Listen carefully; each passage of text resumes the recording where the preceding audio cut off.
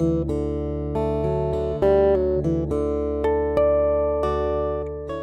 the tantrums and everything, those have really kicked in. That's what he likes to do whenever he doesn't like to listen. He'll roll on the ground because he knows I don't like that. Because it takes a lot of patience to not get upset when he freaks out or goes into some tantrum. For me, like, I'm just needing to kind of battle with this part of me that just kind of wants to squash her and this other part of me that wants her to just be really powerful and really assert herself. Le pido a mi Padre Celestial que me dé paciencia para pasar el enojo o si estoy un poquito frustrada para controlarme.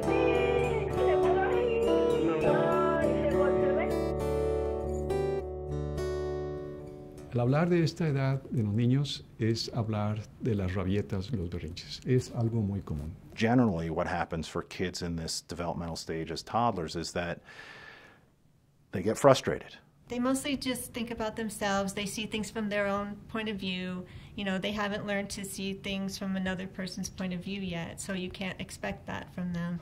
Los bebés piensan en esta edad que pueden hacer todo y no tienen concepto del tiempo. Entonces van a querer hacer todo en ese momento. Todo está basado en lo que ellos quieren. En algunos ambientes hablamos de esta edad como el yo, mi, me, conmigo. And a lot of people think that tantrums are manipulative, but really I think that's a small percentage of the tantrums. The majority of tantrums are caused by spillover of emotions, just buildup of frustration that the child does not know how to control or how to deal with. They just reach a point where they don't know what to do with all the feelings that they have. And so as a toddler, part of it is that you have not yet developed coping skills as effectively as you will down the line. And as a parent, part of what you want to do is you want to help develop those coping skills. You want to help develop what I would call emotional literacy. What's the word that goes with that feeling that you're having?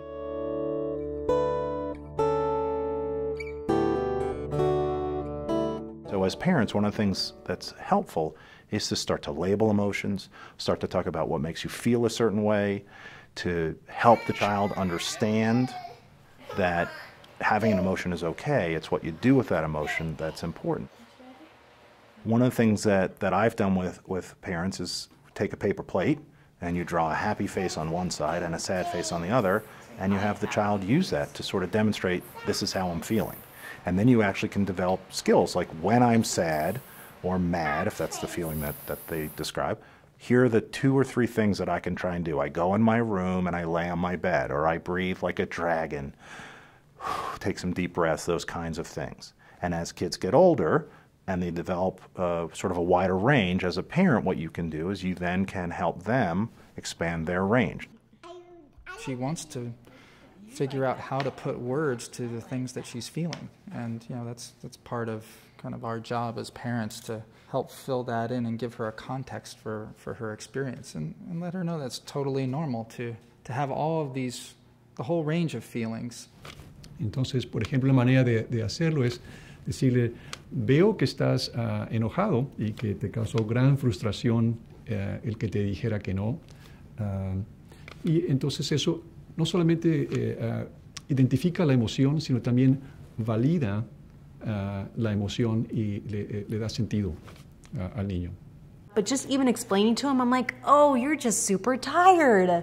You woke up really early. And for him to hear that, that actually helps him understand why he's feeling the way he's feeling too. I noticed a few days ago he started saying, I'm sad, Mama. And so I can see like those little improvements. A child who can identify their emotions and communicate that to someone else is going to have a lot easier time with relationships.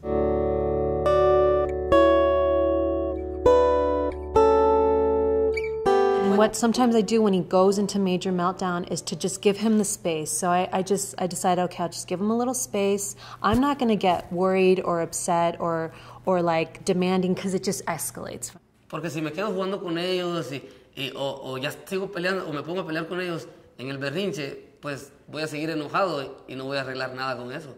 what you really need to do is just let some of that emotion get out. So stay near them. You know, a lot of kids don't want to be held right in the first throes of a tantrum, but you want to stay close. You want to make sure that they don't hurt themselves. And then, you know, just let some of that emotion get out, and then be there for them when it does start to decrease, so that you can comfort them, hold them, maybe redirect them into a new activity. But really, I think, you know, the first few minutes, you just have to let some of that out.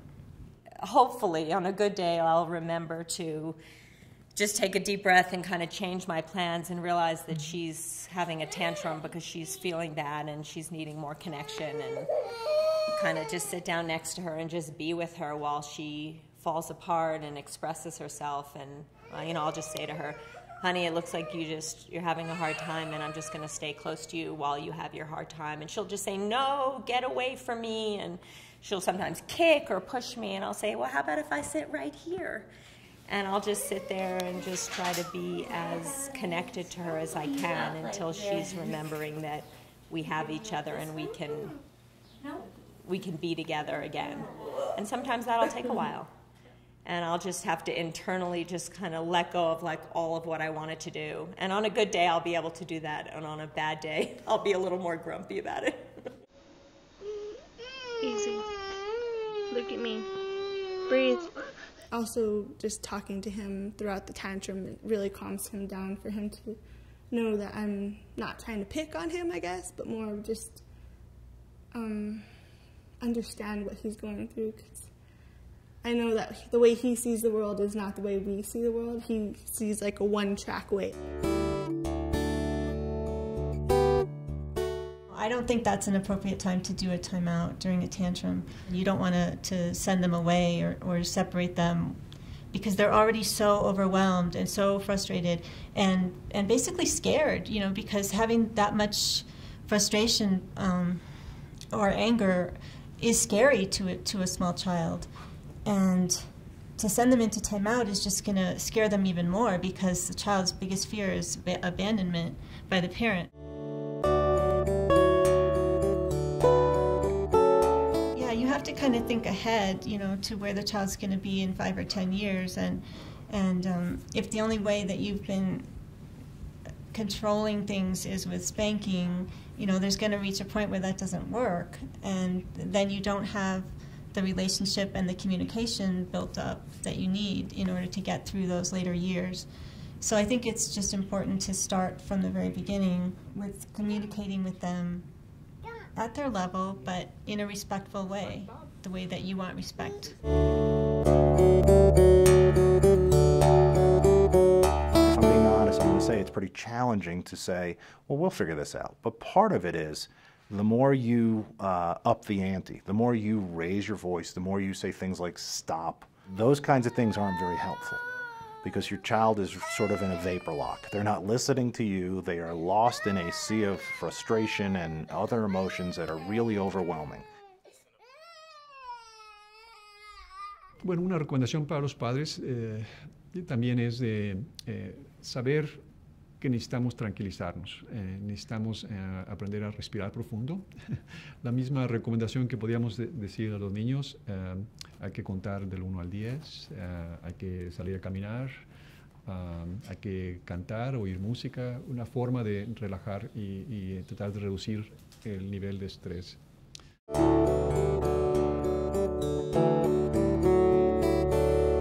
As a parent, I think that you're the best judge of what works for your child and what doesn't work.